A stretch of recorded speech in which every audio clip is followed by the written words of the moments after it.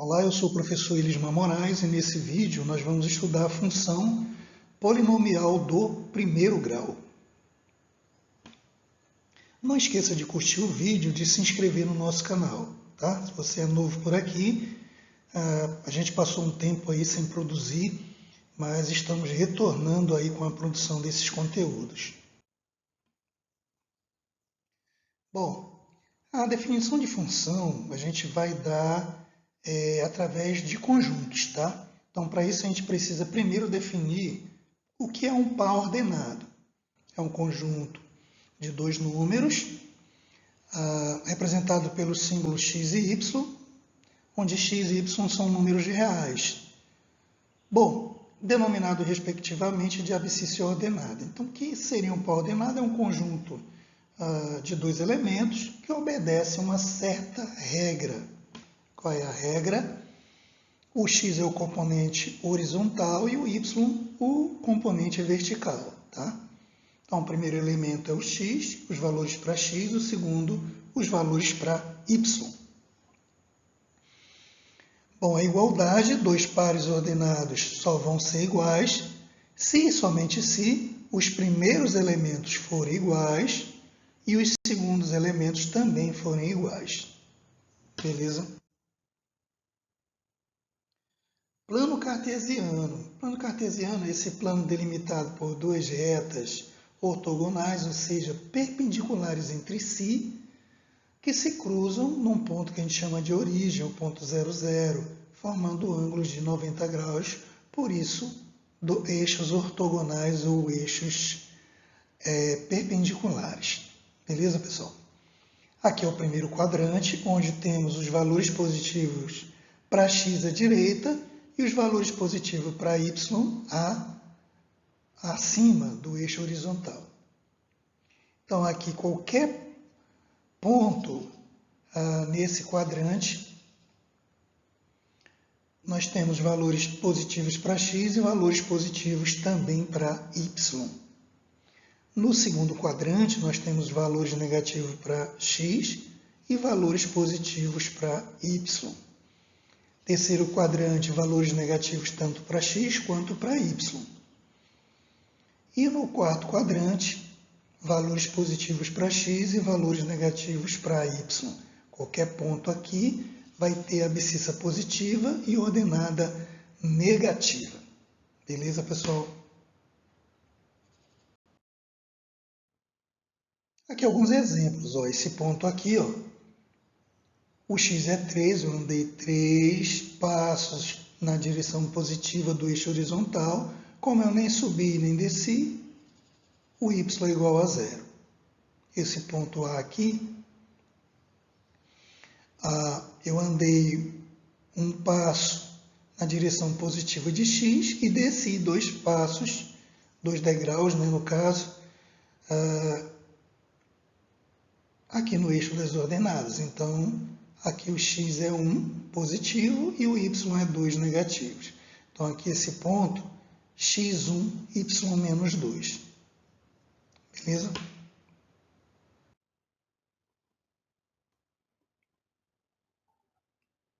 O par ordenado de números que representa o zoológico é... Aí você vai ver aqui onde está o zoológico. As coordenadas aqui é x igual a 4 e y igual a menos 4. Então, vou procurar x4, y menos 4. E é exatamente a letra B. Beleza? As coordenadas cartesianas, elas estão aí em toda parte, tá, pessoal? Elas são usadas em geral na física e na mecânica, descrever movimento de objetos, trajetória de veículos, cálculos de velocidade. Tudo isso utiliza coordenadas para modelar essas situações. Aqui, ó, uma trajetória parabólica desse móvel. E aqui, mais um exemplo de uma pedra atirada obliquamente, né, que descreve uma trajetória parabólica. Para isso, eu preciso de coordenadas cartesianas para descrever essas trajetórias. Bom, na arquitetura e na engenharia, projetos de edifícios, infraestruturas, depende de coordenadas cartesianas. Aqui está um bairro planejado, como é o caso do meu conjunto, onde eu moro, onde as ruas são numeradas. 1, 2, 3, acho que vai até a 17. O endereço, eu tenho rua 1, casa 5. Então, é um ponto no plano cartesiano. Então, aqui o x é 1, o y é 5. x1, y5. Beleza? Bom, mapas e GPS. Quando você usa um aplicativo de navegação, ele está interpretando sua posição com coordenadas cartesianas. Por exemplo, aqui tem a localização de Buenos Aires, que é 34 graus, 36 minutos e 13 segundos e de latitude, né? E 58 graus, 22 minutos e 54 segundos de longitude. Então, aqui, ó, a latitude sul e longitude oeste. Então, essas coordenadas, elas estão usando como referência, primeiro, o eixo horizontal é a linha do Equador. E o eixo vertical, no caso aqui, seria o meridiano de Greenwich, onde vai me dar a longitude. A distância em relação à linha do Equador vai me dar a latitude. Se for acima, latitude norte. Se for abaixo, latitude sul. Com relação ao meridiano de Greenwich, eu vou ter a longitude leste ou longitude oeste. Beleza, pessoal? Então, no nosso caso aqui, a cidade de Belém está 1 grau, 27 minutos e 21 segundos de latitude, está logo abaixo da linha do Equador, e 48 graus, 30 minutos e 16 segundos de longitude. Eu não posso dizer que são números inteiros, porque 1 grau tem distância em quilômetros. Tá? Então não posso. Arredondando, 1 grau de latitude, 48 de longitude. Não, eu tenho que dar as coordenadas exatas. Quando se trata de localização em GPS. Beleza, pessoal?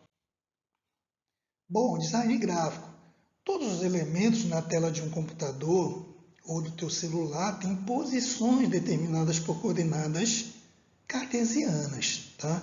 Então, cada pontinho aqui, ele tem uma abscissa e uma ordenada. Então, tem um valor para x e um valor para y. Quanto mais pontos eu tenho nessa mini-imagem, mais nítida ela é, certo? Bom, jogos digitais aqui como Batalha Naval. Então, para que você acerte o alvo, você tem que fazer tua mira em coordenadas cartesianas. Então, a maioria dos jogos digitais, como o GTA também utiliza coordenadas cartesianas. Bom, na matemática financeira, em gráfico de investimentos, e funções estatísticas são representadas em eixos cartesianos. Então, o pessoal aí que trabalha com aplicações financeiras observa como está aí o fluxo do sobe e desce de ações através de mapas delimitado por gráficos que usam coordenadas cartesianas. Voltando aqui para as ferramentas, produto cartesiano. Então, sejam A e B dois conjuntos não vazios, determinamos de produto cartesiano de A por B, a gente lê A vezes B, um conjunto cujos elementos são todos pares ordenados, x e y, em que o primeiro elemento pertence ao primeiro conjunto e o segundo elemento pertence ao segundo conjunto. Então, aqui em símbolo, A vezes B, são todos os pares ordenados x e y, tal que x pertence ao conjunto A e y pertence ao conjunto B. Como é que eu faço isso? Então, dados aqui os conjuntos A e B, o A tem por elementos 2 e 4 e B 1, 3, 7, eu vou fixar o primeiro elemento e fazer variar o segundo elemento.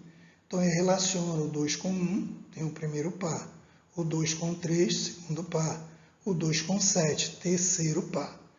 Depois relaciono o 4 com 1, o 4 com 3, tem o outro par ordenado, e o 4 com 7. Esse aqui é o conjunto produto cartesiano A vezes B. Beleza, pessoal? E a relação binária, toda relação binária é um subconjunto desse produto cartesiano A vezes B. Bom, aqui tem uma situação interessante. Esses subconjuntos estão definidos por uma lei de associação. Tem uma regra que vai me dizer como é que eu vou construir esses pares ordenados. Por exemplo, R é uma relação binária de A em B, se e somente se R está contido em A vezes B. Então, se eu tenho aqui esses dois pares ordenados, primeiro eu delimito quem é o produto cartesiano, A vezes B, e segundo eu vou determinar quem é cada uma das minhas relações. Por exemplo, ele quer aqui a relação R dos pares ordenados, definidos por essa regra de associação. Y é igual a x menos 2, ou seja, o segundo elemento é o primeiro menos 2. Aí eu vou aqui no meu produto cartesiano. 2 menos 2 dá 0? Sim, então eu vou guardar esse... Vou até pegar uma caneta aqui, ó. Então, 2 menos 2 dá 0? Sim, então eu vou usar esse par aqui. 2 menos 2 dá 1? Não. 2 menos 2 também não dá 3. 3 menos 2 dá 0? Não. 3 menos 2 dá 1? Sim. Vou pegar esse segundo elemento aqui. 3 menos 3 não dá, né? 4 menos 2 não dá 0. 4 menos 1 não dá 0. 4 menos 3 também não. 5 menos 2 não dá 0. 5 menos 1 não. Menos 2 não dá 1. Mais 5 menos 2 dá 3. Então, eu vou pegar esse outro par ordenado. Então, quem seriam os elementos da minha relação? Minha R seria composta aqui desses pares ordenados. Ó. O 2, 0.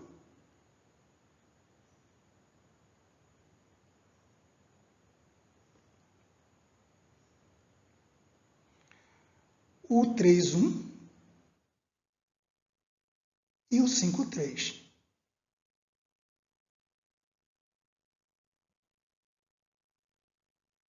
Então, todos esses pares ordenados farão parte da minha relação, tá, pessoal?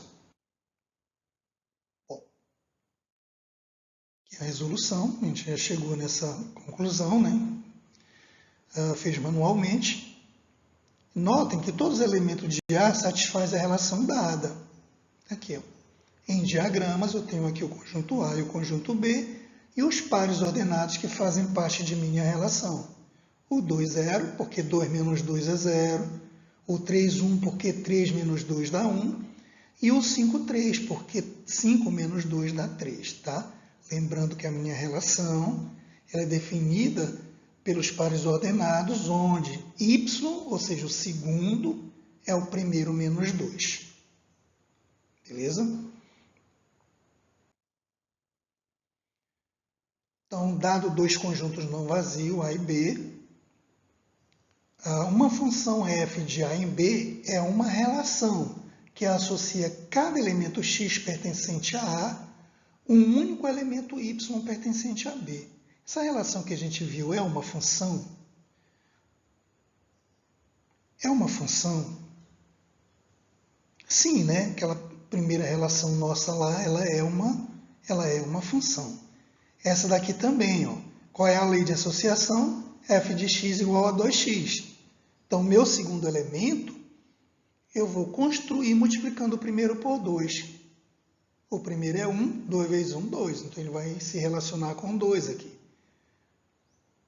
O x é 2, então o f de x, ou o y, vai ser 2 vezes 2, 4. Então, ele vai se relacionar com 4 no segundo elemento. O x é 3, então f de x igual a 2x. 2 vezes 3, 6. Tá? Beleza, pessoal? Olha, vou fazer manualmente aqui. Ó. F de 1 é igual a 2 vezes 1, que é 2. O f de 2 igual a 2 vezes 2, que é 4. E o f de 3 igual a 2 vezes 3, que é 6. Então, todos os meus pares ordenados são esses aqui, ó. x1, y2, x2, y4 e x3, y6. Beleza?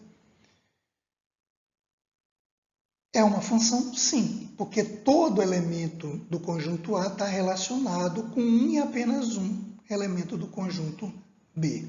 Beleza? Lei de formação. Lei de formação. A lei de formação de uma função é uma regra matemática que define exatamente como tal função deve ser representada. A lei de formação de uma função polinomial do primeiro grau é expressa da seguinte forma: y ou f de x igual a vezes x mais b, onde a e b são números reais, tá? E esse a é diferente de zero. Beleza, pessoal? A ideia da função é uma ideia da máquina, né? Por exemplo, a f de x igual a 3x mais 2 é uma máquina que manda triplicar e depois somar 2.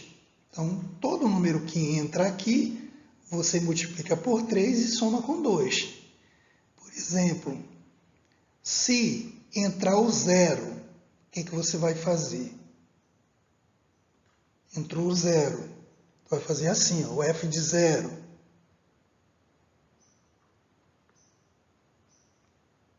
Três vezes o zero mais 2. 3 vezes 0 é 0. E 0 mais 2 é 2. Então, se entrar o 0, sai o 2. Tá? Esse 1,5, não ia colocar, mas eu vou colocar. 1,5. 3 vezes 1,5 mais 2. 3 vezes 1,5 dá 4,5. Mais 2 dá 6,5. Então, se entrar o 7, então, eu multiplico 3 vezes o 7 mais o 2. 3 vezes o 7 dá 21, que somado com 2 dá 23. Se entrar o 2, 3 vezes 2 mais 2. 3 vezes 2 dá 6, que somado com 2 dá 8. Por isso que quando entrou 2 aqui, ó, saiu 8. Entenderam aí a máquina de função? A lei de formação me diz o que a máquina vai fazer. Eu multiplico por 3 e somo com 2.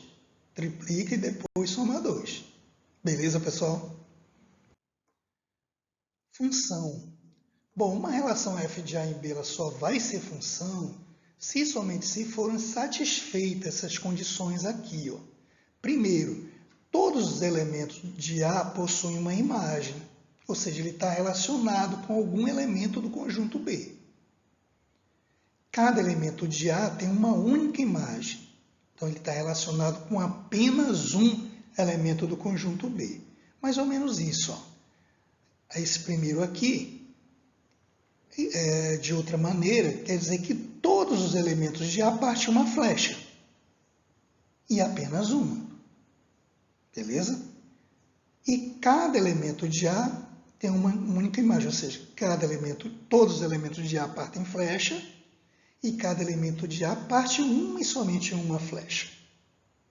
Beleza? Então, não pode ter nenhum elemento de A que não parta flecha. Se tiver, não é função. Segundo, não pode ter nenhum elemento de A do qual partam duas flechas. Então, duas maneiras de você verificar se não é função. Primeiro, sobra algum elemento de A, não é função. Segundo, tem algum elemento de A do qual partam duas flechas, se tiver, também não é função. Beleza? Observações, né? Aqui, ó. Esse primeiro diagrama representa uma função de A em B. Todos os elementos de A partem flecha e de cada elemento de A parte uma e somente uma flecha. Esse aqui não é função. Por que que não é função? Porque tem esse elemento de A que não parte flecha. Ou seja, que não está relacionado com nenhum elemento de B. Esse terceiro aqui não é função? Não, esse terceiro é função, tá? Mas está indo tudo para um elemento de B, não tem problema. Beleza? O que não poderia acontecer era de ter algum elemento aqui partindo duas flechas. Observa que de todos partem e de cada elemento parte apenas uma flecha. Bom, domínio é o conjunto de onde saem os valores, ou seja, todo o conjunto A é o domínio da função, também chamado de conjunto de partida, de onde partem as flechas. O conjunto B, também chamado de conjunto de chegada, é o conjunto que recebem as flechas. Então, esse conjunto B é chamado de contradomínio. Então, todos os elementos de B é chamado de contradomínio. E a imagem é o subconjunto de B que recebem essas flechas. Ou seja, são os elementos de B que estão relacionados com algum elemento do conjunto A. Alguns exemplos aqui, tá? Olha, observe que o conjunto A é também o conjunto chamado de conjunto de partida, ele é o domínio da função. Então, quem seria o domínio aqui? 1, 2 e 3. São todos os elementos de A, tá? O contradomínio são todos os elementos de B. Nesse caso, 2, 4, 6, 8 e 10. Tudo isso daqui. E quem seria a imagem? São apenas os elementos de B que estão relacionados com algum elemento do conjunto A. Nesse caso, o 2, o 4 e o 6. Então, quem seria o conjunto imagem? 2, 4 e 6. Tá? Tem questões assim de prova que perguntam, dado o diagrama, represente o domínio. No caso aqui seria 1, 2 e 3. O contradomínio seria todos os elementos do conjunto B. A imagem, apenas os elementos do conjunto B que recebem flechas, ou seja, que estão relacionados com algum elemento do conjunto A. Beleza? Entenderam aí o que é o domínio, todo o conjunto A, o contradomínio, todo o conjunto B, e a imagem, todos os elementos de B que estão associados com algum elemento do conjunto A. Bom, pessoal, funções e suas aplicações. Na ciência e nas mais variadas atividades humanas, as funções são usadas para descrever e estudar a relação entre grandezas. Por exemplo, o gasto de combustível, tá? É função do número de litros colocado no tanque do teu automóvel. Então, como é que seria aqui? Ó? F de x igual a 5,69 vezes x. Bom, da última vez que eu fui abastecer aqui em Belém não, na região metropolitana, tem um posto que a gasolina está 5,69. Então, o que eu vou pagar vai depender aqui do número de litros, quantidade de X de litros que eu colocar no tanque. Beleza? um exemplozinho, tá? Se eu colocar 10 litros,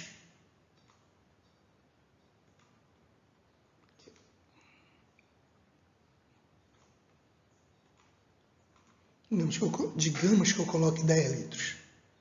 Então, meu F de 10 vai ser 5,69 vezes 10, né? E para multiplicar por 10, basta deslocar a vírgula uma casa para a direita, né? Então a vírgula sai do 5 e vem aqui para o 6. Então eu vou pagar exatamente R$ 56,90 se eu abastecer 10 litros. Beleza, pessoal?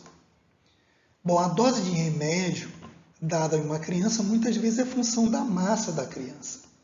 Então você coloca a criança lá na balança e a dose é em função da massa. Por exemplo, aqui, não deu para aparecer aqui porque está o ícone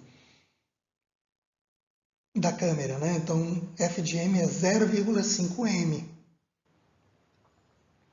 Então, tipo assim, se uma criança pesar, vou colocar bem aqui, se uma criança pesar também 10 quilos, então F de 10 vai ser 0,5 vezes 10. E isso aqui, ó, é exatamente 5. Então, nesse caso aí, a criança vai receber aí 5 gotinhas desse medicamento, tá? Uma criança que pesa 10 quilos vai receber 5 gotinhas dessa medicação. Beleza, pessoal? Bom, os dois exemplos que eu dei anterior são exemplos de funções lineares. Então, quando é que uma função é linear? Uma aplicação dos reais nos reais recebe o nome de função linear quando associa a cada elemento x pertencente aos reais, quando a cada x pertencente aos reais associa o elemento a vezes x pertencente aos reais, em que esse a diferente de zero é um número real dado em símbolos, f dos reais nos reais, onde o x está associado a x, ou seja, f de x igual a vezes x. Bom, demonstra-se que o gráfico da função linear é uma reta que passa pela origem, passa pelo ponto 0, 0. Tá? Um exemplo aqui, um outro exemplo no caso, é a posição de um trem em função do tempo, né? Então, aqui, se eu quero determinar o espaço desse trem em função do tempo, e esse trem com uma velocidade constante, eu vou ter que esse espaço final, que eu vou chamar de S de t, é igual a 50 vezes t. Se eu quiser saber qual é a posição desse trem 5 horas depois, 50 vezes 5, então S de 5, né? Qual é a localização desse trem 5 horas depois? 50 vezes 5, 250. Então, ele vai estar a 250 quilômetros da sua posição inicial. Certo, pessoal? Bom, e por falar em constante, né? A velocidade do trem era 50 quilômetros por hora, era constante. A temperatura de um freezer.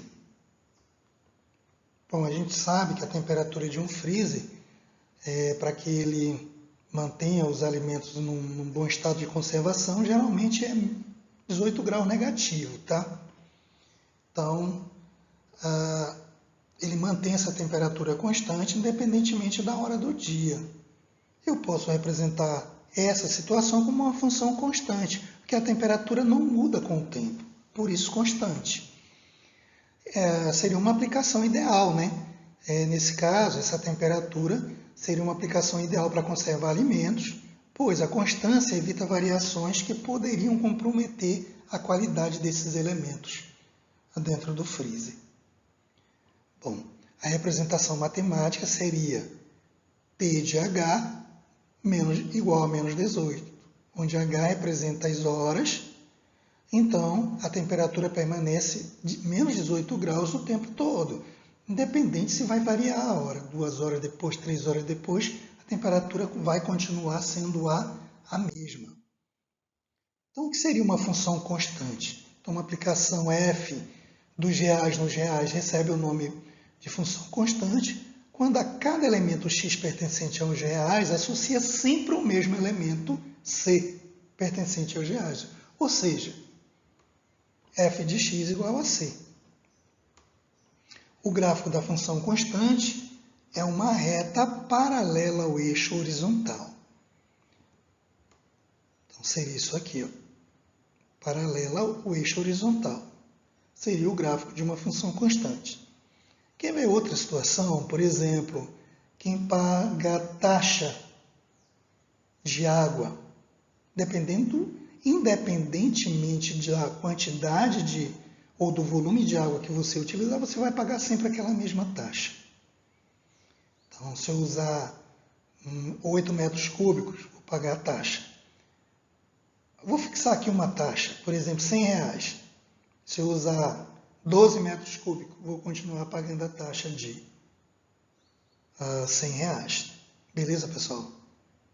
Aqui no conjunto onde eu moro, eu pago uma taxa, é R$92. Então, no mês que eu não utilizar nada, eu vou pagar os 92. No mês que eu utilizar 10 metros cúbicos, vou continuar pagando os 92. É constante, não muda. Entenderam aí o que é uma função constante? Bom, como construir o gráfico de uma função constante é muito simples. Por exemplo, quando y é igual a 3, basta lá no y igual a 3 traçar uma reta horizontal ao eixo horizontal e paralela ao eixo 0x. Em y igual a menos 1, eu vou descer, né? Bem aqui, pessoal. Aqui é o eixo x, desci um degrau, tracei a reta, está aqui. O gráfico dessa função constante y igual a menos 1. Beleza? Agora imagine a seguinte situação. Está no elevador, tu aperta no 1, ele te leva para o primeiro andar. Tu aperta no 2, ele te leva para o segundo. Tu aperta no 0, ele te leva para o térreo. No menos 1, para o primeiro andar no subsolo. Então, é um bom exemplo de função identidade. O que seria uma função identidade? Uma aplicação f dos reais nos reais recebe o nome de função identidade quando a cada elemento x pertencente aos reais associar o próprio x. Isto é, f de x igual a x. O gráfico da função identidade é uma reta que contém a bissetriz dos quadrantes ímpares, ou seja, do primeiro e do terceiro quadrante. Ó, o f de 1 leva para o 1, o f de 2 leva para o 2, o f de n vai levar para o n. E seria isso aqui, ó, f de 1. X é 1, y é 1. X é 2, o y é 2. Isso é o gráfico de uma função identidade. É uma reta bissetriz aos quadrantes ímpares, primeiro e terceiro. Ela corta bem no meio aqui. É uma das funções mais fáceis de se construir o gráfico. Bom, observa a seguinte situação, né? O custo de uma corrida de táxi ou aplicativo. O preço de uma corrida de táxi tem dois parâmetros, né? Tem um valor fixo, né? Uma taxa fixa, que a gente chama de bandeirada, e um valor por quilômetro rodado. Um exemplo aqui, fictício, digamos que a bandeirada seja R$ 7,00 e você pague R$ 5,00 por quilômetro rodado. Esse tipo de função, onde eu tenho uma quantidade inicial e uma taxa de variação, é chamada de função afim, ou função polinomial do primeiro grau propriamente dita. Beleza? Essa função, nesse caso aqui, o custo varia conforme a distância. Uma outra situação, telefone pré-pago.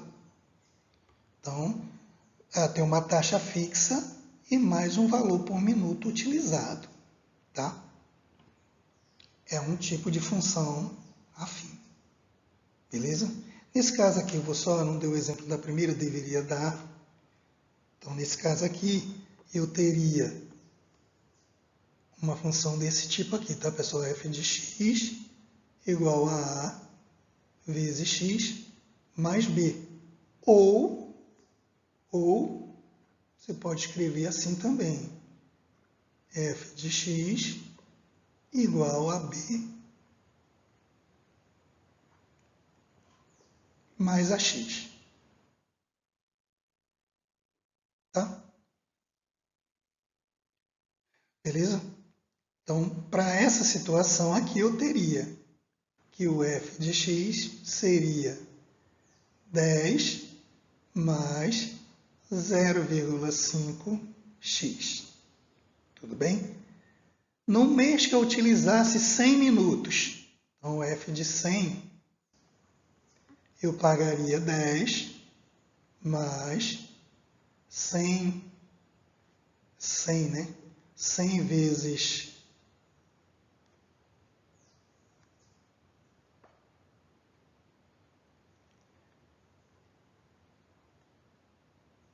100 vezes 0,5 ou 0,5 vezes 100, tá? Então, f de 100 seria 10, 100 vezes 0,5 dá 50, mais 50. Então, nesse caso aqui, eu pagaria R$60. Beleza, pessoal? Então, é esse tipo de função onde eu tenho uma quantidade inicial e uma taxa de variação, é chamada de função afim. Então, aqui, ó, 10 mais o preço a pagar, né? Seria, em função de x, seria 10, valor fixo, mais a taxa de variação vezes a quantidade de minutos usados. Tudo bem?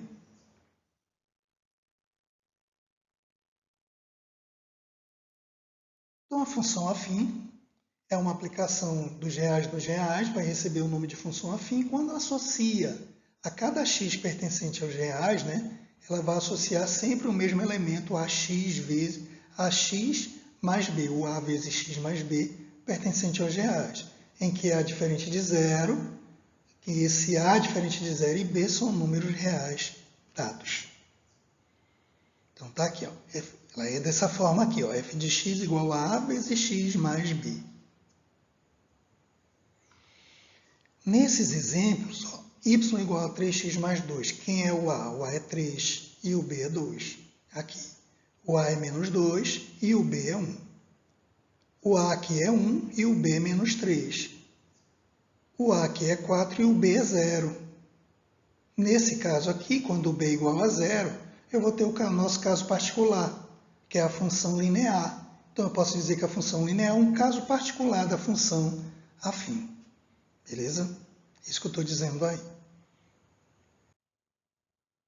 E o gráfico da função afim é uma reta, tá, pessoal? Então, vamos construir o gráfico da função f de x igual a 2x mais 1. Eu vou atribuir valores para x e calcular o valor correspondente a y. Então, o primeiro valor que tu vai colocar de cara é o zero, tá? Porque zerou aqui, o y é 1, tá? Então, para x igual a zero, ou seja, quando tu coloca 0 no lugar do x, tu vai ter 2 vezes 0 mais 1. 2 vezes 0 é 0 e 0 mais 1 é 1. Então, x é 0, quase não sai. O y é igual a 1, tá? Para x igual a 1, eu substituo aqui, ó, 2 vezes 1 mais 1. 2 vezes 1 é 2 e 2 mais 1 é 3. Então, quando o x é 1, o y é 3. Bom, eu tenho, para construir o gráfico da função do primeiro grau, ou fundo da função afim, eu só preciso de 2 pontos. Então, quem são os meus 2 pontos? Esse primeiro, x0 e y1, que está bem aqui, ó. Se o x é 0, eu nem vou para a esquerda nem para a direita. Se o y é 1, eu subo um degrau e marco uma bolinha. Aqui, ó, x1 e y3. O x é 1, então eu ando um passo e subo 3 degraus. Marco a segunda bolinha e traço a reta unindo esses dois pontos, ou seja, esses dois pares ordenados. Está aí o gráfico da função y igual a 2x mais 1. Beleza?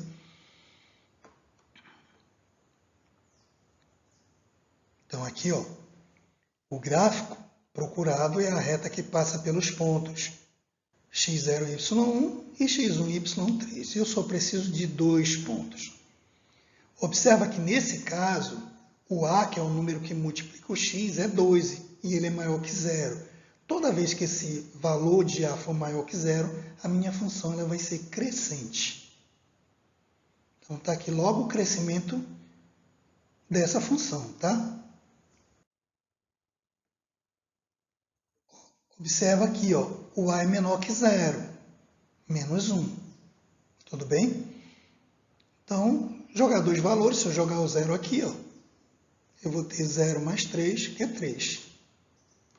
Se eu jogar no lugar do x o 1, então vou ficar menos 1 mais 3, que dá 2 positivo. Sinais diferentes, eu subtraio, 3 menos 1 dá 2, e repito o sinal do número maior, 2. O maior é 3, então esse meu 2 aqui vai ser positivo. Minha tabelinha vai ser isso aqui, ó. x0, y3, quando x for 1, y vai ser 2. E minha função vai passar por esses dois pontos. Ó, esse primeiro ponto. Como o x é 0, nem fui para a esquerda nem para a direita. Como o y é 3, eu subi 3 degraus e marquei a bolinha aqui. Segundo par, x1, y2. x1, andei até o 1, y2, subi 2 degraus, marquei a segunda bolinha e tracei meu gráfico. Beleza? Como o a é menos 1 e é menor que zero, tá? O a é menos 1 menor que zero, minha função ela é decrescente. Tá? Então, quando o a for maior que zero, a função é crescente. E quando o a for menor que zero, a minha função ela vai ser decrescente. Então, está aí o crescimento e o decrescimento da função do polinomial do primeiro grau. Então, aqui um exemplo de função decrescente. Um caminhão-tanque vai descarregar 20 mil litros de gasolina no reservatório de uma empresa de ônibus. Serão descarregados 500 litros de gasolina por minuto. O volume de gasolina V no tanque do caminhão é função do tempo de descarga ter decorrido. O volume inicial de gasolina no caminhão é de 20 mil litros. Desse volume, subtrairemos 500 litros a cada minuto de descarga. Quanto minuto o caminhão estará vazio? Então, vamos aqui calcular os zeros dessa função. Quando é que V de t vai ser igual a zero? Primeiro eu vou construir a função, né? O volume em função do tempo vai ser a quantidade inicial, 20 mil, menos 500 vezes t. Quando é que isso aqui vai ser igual a zero? Ou seja, quando é que V de t vai ser igual a zero?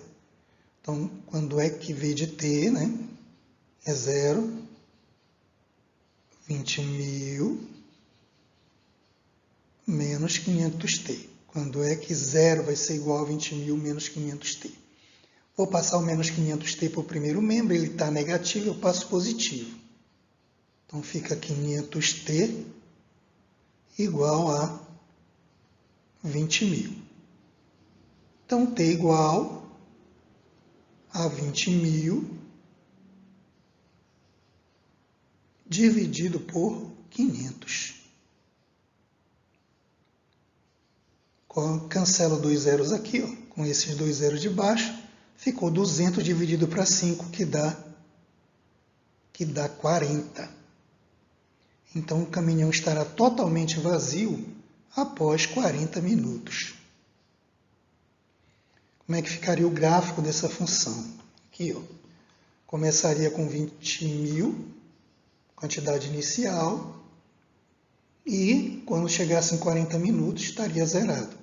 Portanto, aqui um exemplo clássico aqui de função decrescente. Beleza, pessoal? ou da função afim. Para iniciar a construção do gráfico, é necessário escolher valores para a variável x. Estes valores serão substituídos na lei de formação da função para que o valor correspondente a y seja determinado. Foi o que nós fizemos, tá?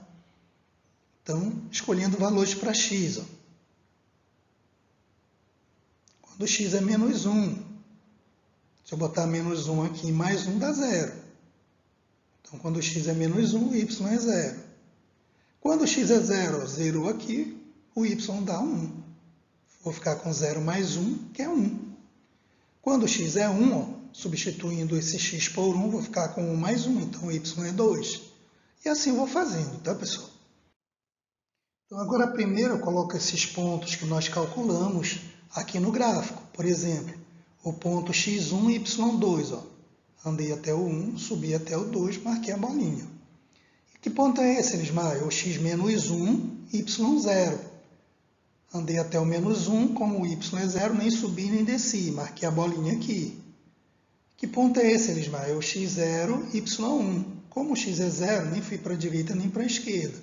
O y é 1, subi até o 1, marquei a bolinha.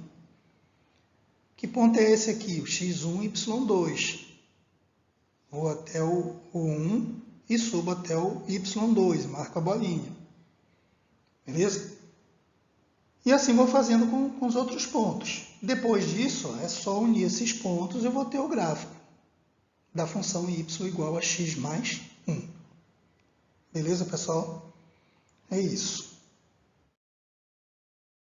Coeficiente da função afim. O que significa o valor de A e o que significa o valor de B, né? Na função f de x igual a ax mais b. Tá? O coeficiente A da função, esse aqui, ó, ele é denominado de coeficiente angular. Ele dá a inclinação da reta, tá, pessoal? Ou a declividade em relação ao plano cartesiano, ou representada no plano cartesiano. O coeficiente B é denominado coeficiente linear.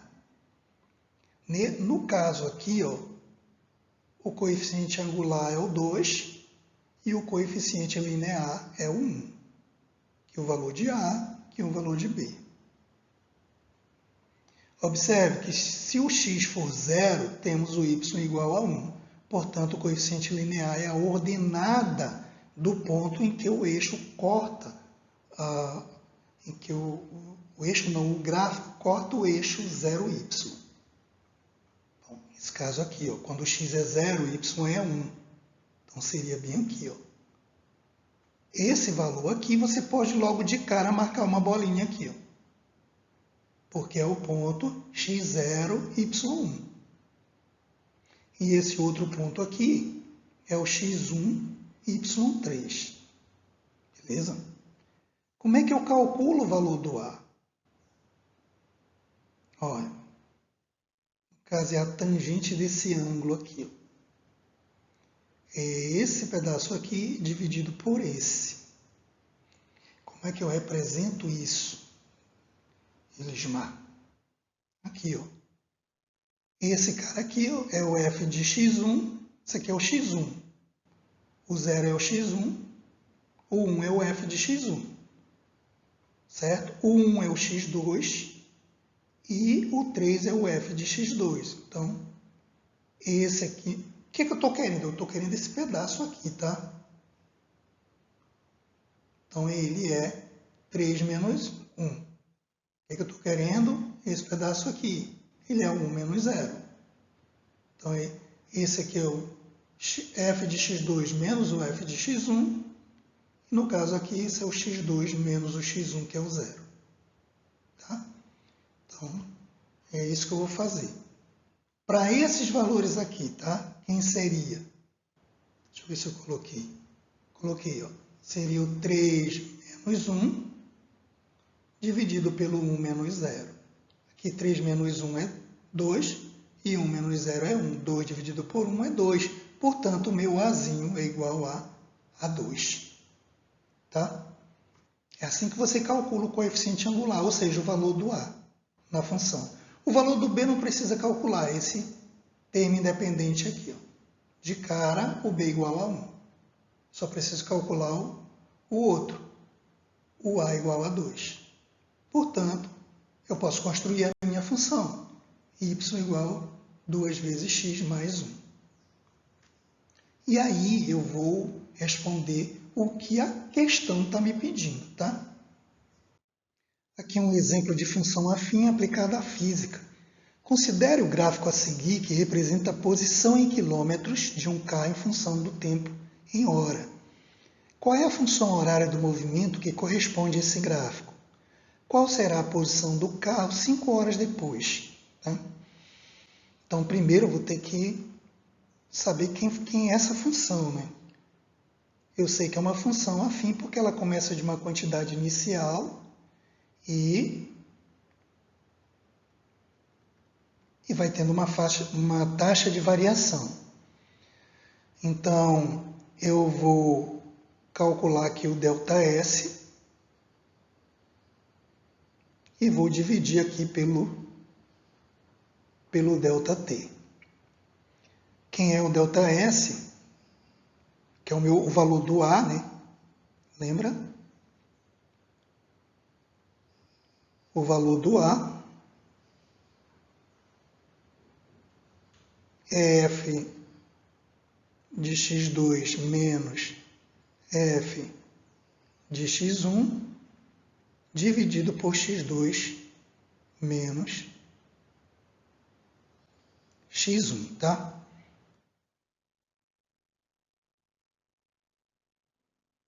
Então, esse vai ser o valor do A. Quem é o valor do B? É 15, tá? A quantidade inicial eu já estou vendo logo aqui onde inicia o gráfico. É o 15. Nem preciso fazer conta.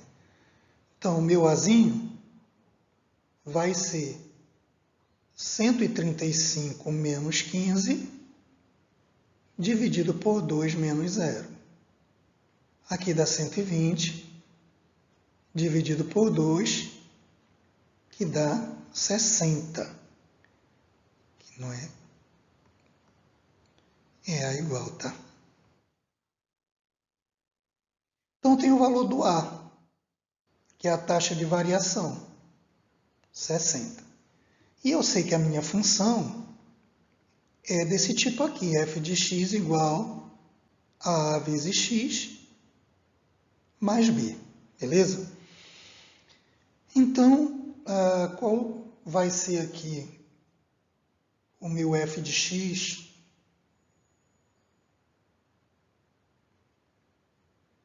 Quem é o A? 60. 60 vezes x mais o b, que é 15. Beleza? Essa aqui é a função horária, tá? Lá na física o pessoal chama isso de S, ou aqui eu vou fazer S de T. Seria... quem seria o meu S de T? Seria o S0 mais V vezes T. Bom, para esse gráfico, meu S de T, quem é o S0? É de onde parte o movimento, aonde inicia o deslocamento. No caso é 15. Quem seria a velocidade? A velocidade é a taxa de variação do espaço no tempo. Então seria o valorzinho de A.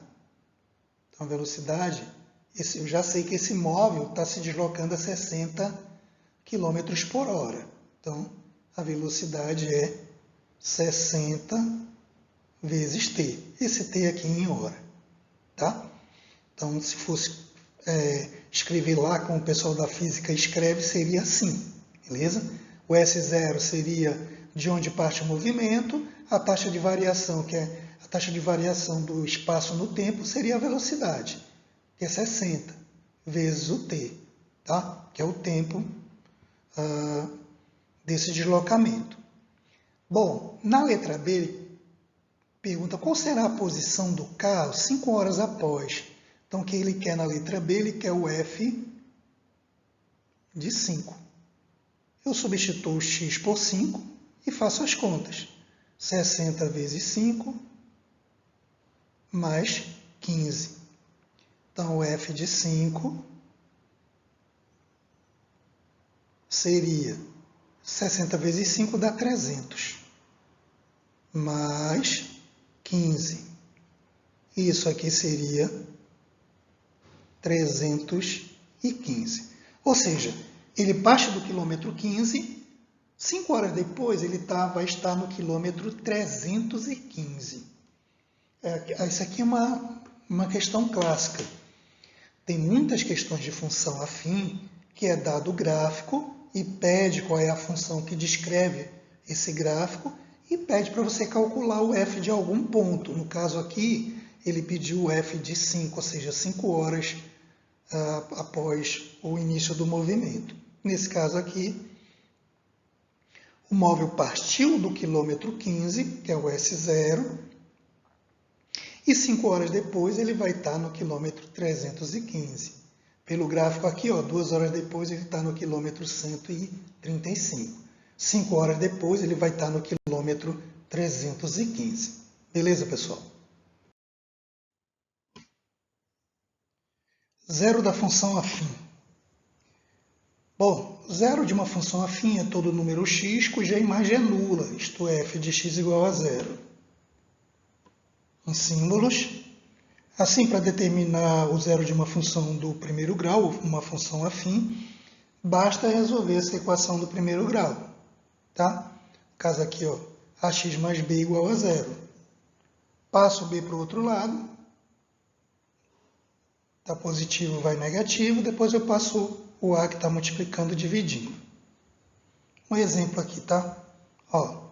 2x menos 1 igual a zero. Primeiro eu passo esse 1, está negativo, para o outro lado positivo. Fica 2x igual a 1. Agora eu preciso passar esses 2. Isolo x. Esse 2 que está multiplicando, eu jogo ele dividindo. Então, x igual ao meio. Então, se eu colocar meio na função, o f de x vai dar zero. Beleza? No caso aqui, x igual a meio, o y nem subo nem desço. Y igual a zero. Esse é o zero da função. Então, podemos notar que a reta intercepta o eixo do x.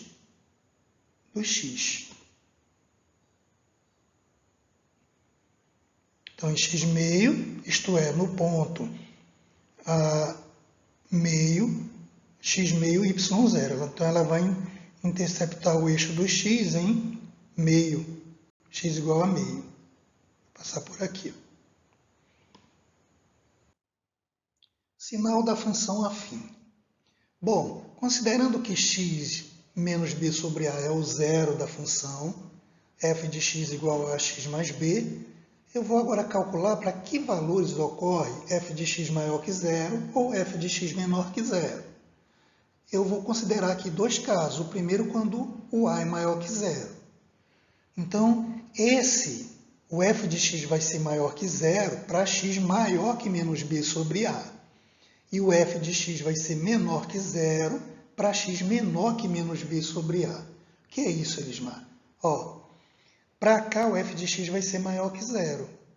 Então, todo x maior que menos b sobre a, o f de x vai ser maior que zero. E para todo x menor que menos b sobre a, o f de x vai ser menor que zero. Se fosse uma situação real, pessoal, aqui seria lucro. E aqui seria prejuízo. Então, f de x maior que zero eu tenho lucro, f de x menor que zero eu tenho prejuízo. O segundo caso é quando esse a é menor que zero. Então, eu vou ter f de x maior que zero para x menor que menos b sobre a e f de x menor que zero para x maior que menos b sobre a. É justamente o contrário, tá? Aqui eu vou ter o contrário do sinal, mesmo sinal do a, e aqui eu vou ter o contrário do sinal a. O sinal é negativo, o contrário de negativo, positivo. Que eu vou ter o mesmo sinal de a. O sinal de a é negativo, então aqui os valores vão ser todos negativos. Beleza? Então aqui o f de x vai ser menor que zero para x maior que menos b sobre a, e o f de x vai ser maior que zero para x menor que menos b sobre a. É isso que eu estou falando aqui. Beleza? Como é que cai isso daí em questões? Ó, Beatriz é gerente de uma sorveteria. O lucro de vendas L da sorveteria é dado por uma função cuja lei de formação é L de x igual a 25x menos 300, em que x é a quantidade de sorvete vendida. Qual é a quantidade mínima de sorvete que ela precisa vender para obter lucro? Ou seja, lucro, f de x maior que zero. Então, vamos fazer o cálculo. Né? Qual é a condição que eu vou impor aqui? Que o f de x tem que ser maior que zero. Mas quem é f de x? 25x menos 300. Isso aqui tem que ser maior que zero. Então, 25x tem que ser maior que 300. Então, x tem que ser maior que 300 dividido por 25. Então, x tem que ser maior que 12. Então, muito cuidado, porque a pessoa faz todos esses cálculos aqui e às vezes marca o 12. Não, o 12 eu não vou ter nem lucro nem prejuízo. Então, a quantidade mínima de sorvete que ela precisa vender tem que ser uma quantidade maior do que 12. Qual é a quantidade mínima maior que 12 aqui? 13 sorvetes. Beleza? A questão está resolvida. Se ela vendesse 12 sorvetes, olha, o F de 12 seria 25 vezes 12, menos 300, né?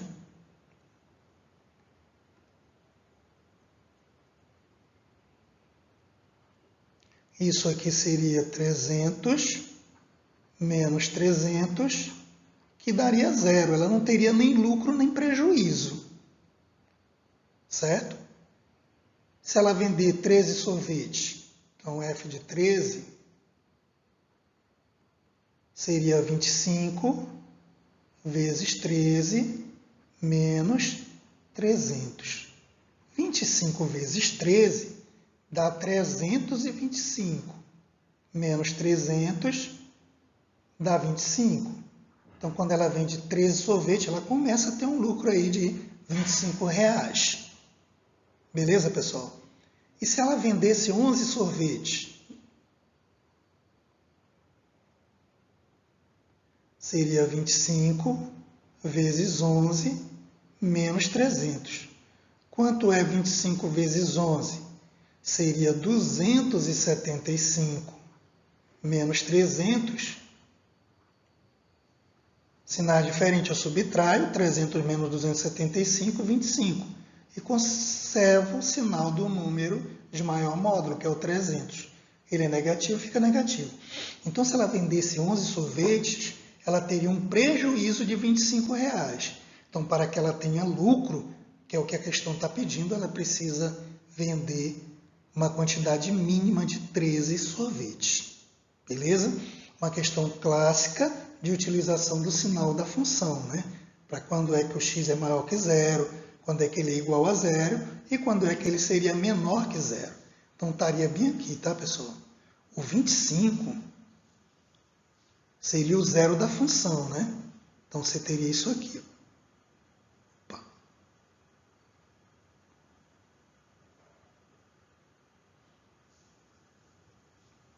O 25 seria o zero da função. Para cá, ó, o f de x é maior que zero. Para cá eu vou ter valores positivos. E para cá ó, eu vou ter valores negativos. Então aqui ó, o f de x é menor que zero. E aqui, exatamente aqui no 25, eu vou ter f de x igual a zero. Nessa situação eu não tenho nem lucro e nem prejuízo. É isso. Por aqui, obrigado por ter assistido. Não esqueça de curtir o vídeo. E se ainda não é inscrito, considere se inscrever em nosso canal. Espero que tenham gostado e até o próximo vídeo.